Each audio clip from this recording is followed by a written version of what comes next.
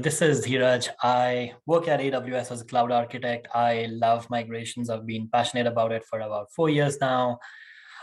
6 hours, 7 hours, you name it, I do it. I've done it across the industry. But here I'm going to discuss a more hands-on topic, which is scaling compute or cloud bursting compute. Cloud bursting compute is a concept in which you scale your on-prem resources to the cloud, but while you do that, you're not transferring your workload to the cloud. You're actually continuously using your on-prem resources as well. So just a quick agenda item today. I'll be talking about what Cloudburst is, use cases, what are some use cases that are not suitable for cloud bursting. Going to go into the architecture that you see on the right. This is just a proof of concept, implementation, and then what are the lessons learned and what are the next steps. And feel free to ask me any questions in the Q&A, the chat that's going on, but I can take them in the end. So like I said, cloud burst is a concept of scaling the on-prem resources to the cloud. Now you can scale storage, which is fairly easy. You use a storage gateway and boom, you can start leveraging the storage in cloud to expand your storage on-prem. That's fairly easy because, there's no state that needs to be maintained in case of a storage scenario. You can have that additional storage space on the cloud. But when you're scaling compute resources or servers, that becomes a little more challenging because the stateless applications, yeah, that's fairly easy. But for the stateful application, now that's where you'll have to maintain these sessions. You'll have to redirect partial traffic to your on-prem resources and some of it to the cloud. Now you might be wondering, like, if we have resources on cloud, why do you want to still use your on-prem resources? So the motivation behind a cloud burst architecture was because companies sometimes invest millions of dollars in their data centers. They go through divestiture, they go through mergers, and then they have to get rid of everything that's on their data center. And that's just a money and revenue that's lost out there.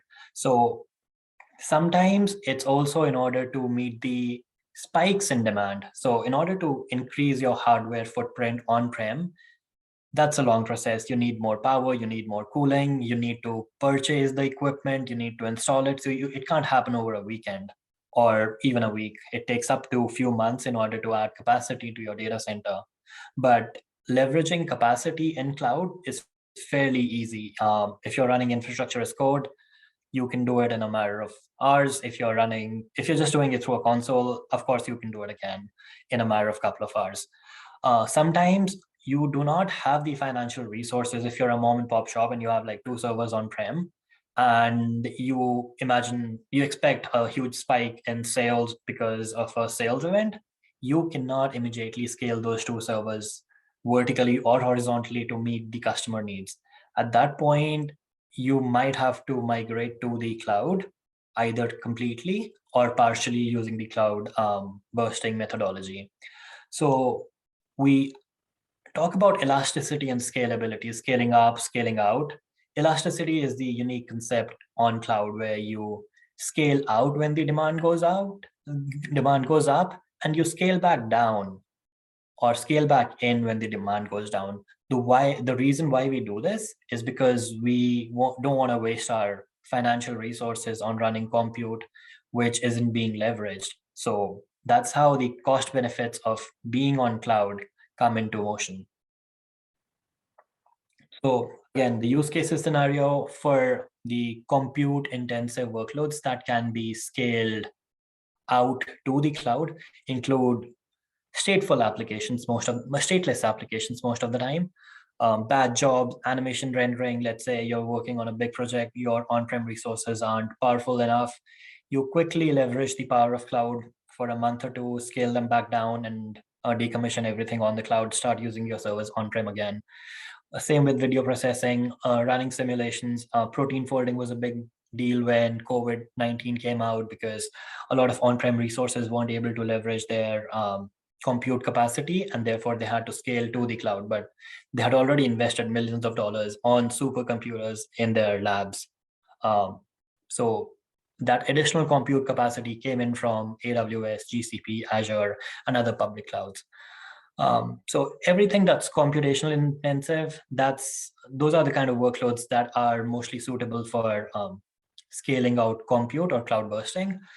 The solutions that are not suitable are the ones that have a high amount of data gravity, where the application or the compute component has to be very close to data, because you cannot have your database on-prem and your compute on cloud, or vice versa. You can't have your compute on-prem and have your databases on the cloud, because the latency will just be too much. And now you may ask, like, why can't we move both databases and the compute to the cloud?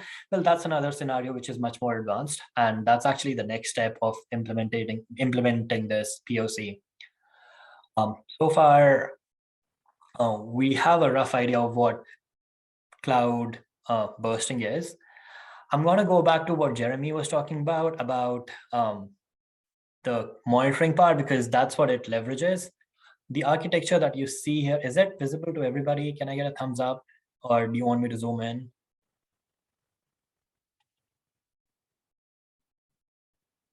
Okay, I am assuming that everybody can see. Okay, zoom in. Let's see.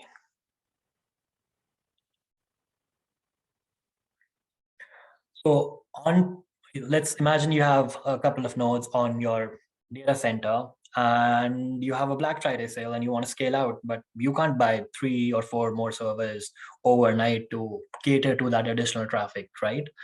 So what you do is you continue using those 3 servers.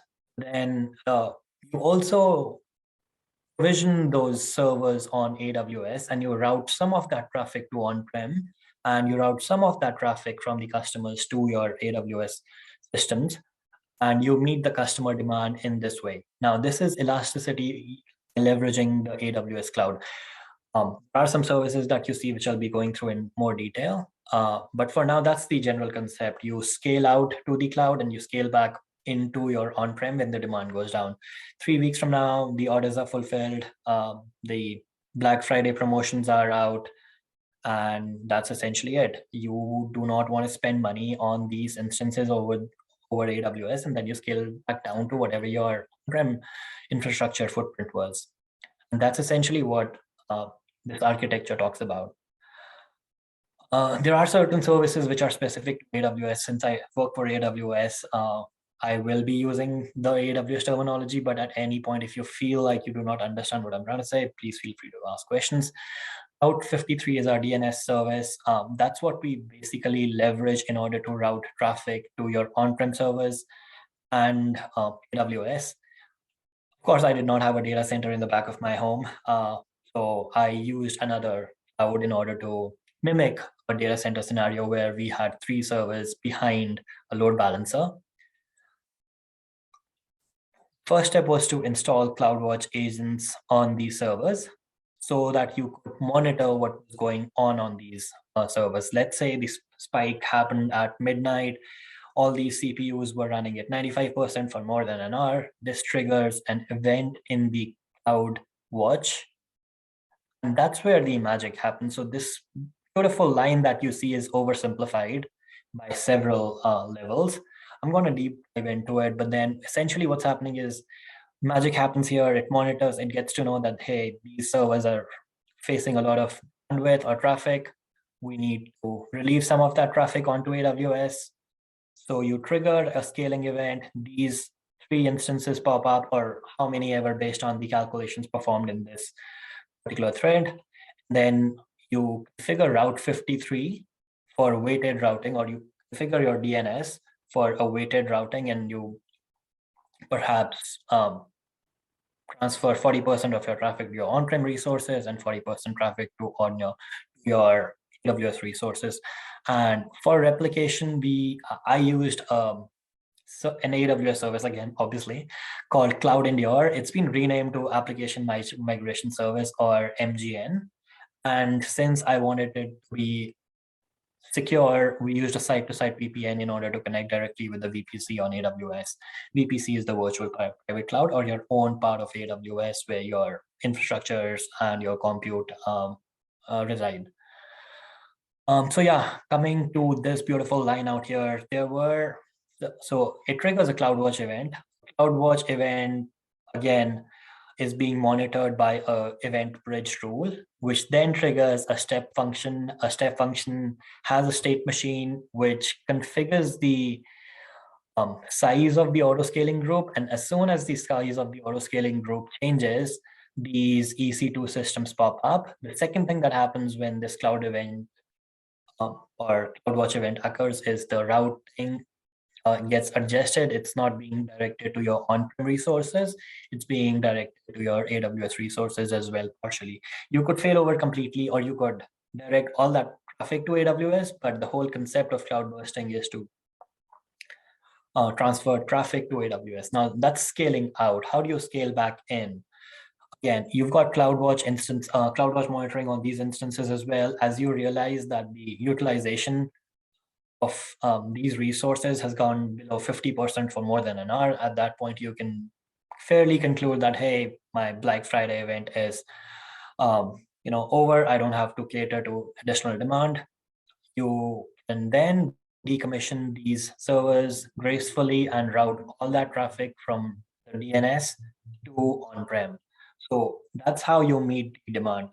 Elasticity within AWS is fairly easy. You just have to mention the minimum server size here, the maximum server size here, and autoscaling group will take care of everything within AWS. But when it comes to scaling out from prem, that's when challenges happen. That's why you can't do it for data intensive applications, because at that point you not only have to scale compute, you also have to scale data. So that might be a next step.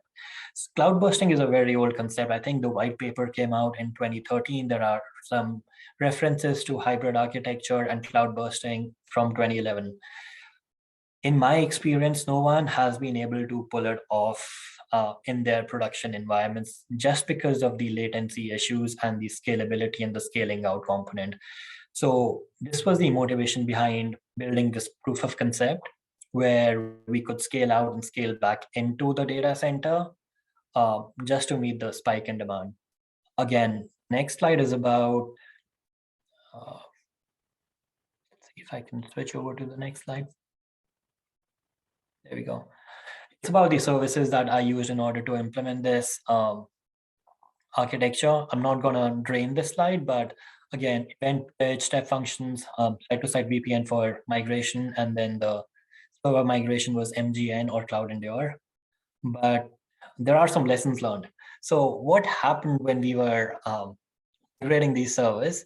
The CloudWatch agent that was installed on this server was replicated onto the EC2 out here because of the migration server. It was like snapshot of that server, and it was replicated to AWS. What happened was this CloudWatch instance wasn't under the high load, and it started publishing the same metrics to the CloudWatch. So the first step, like I said, should be installing the CloudWatch agent. But unfortunately, that wasn't the right call. You should be first replicating the servers to AWS and then installing the CloudWatch agent. Otherwise, they both ended up publishing the same metrics to CloudWatch, and our state would go between on-prem and spike. Then as soon as these would come up, the CloudWatch agent would start publishing their metrics. My CPU utilization is like 10% because this was not hosting any traffic. And then this mechanism would get confused and start redirecting traffic back to on-prem. So lessons learned, migrate these servers before the CloudWatch installation. And then there are some nitty-gritty details in the configuration path of the CloudWatch agent that need to be taken care of. But that's essentially it. I think I'm doing good on time. Any questions so far?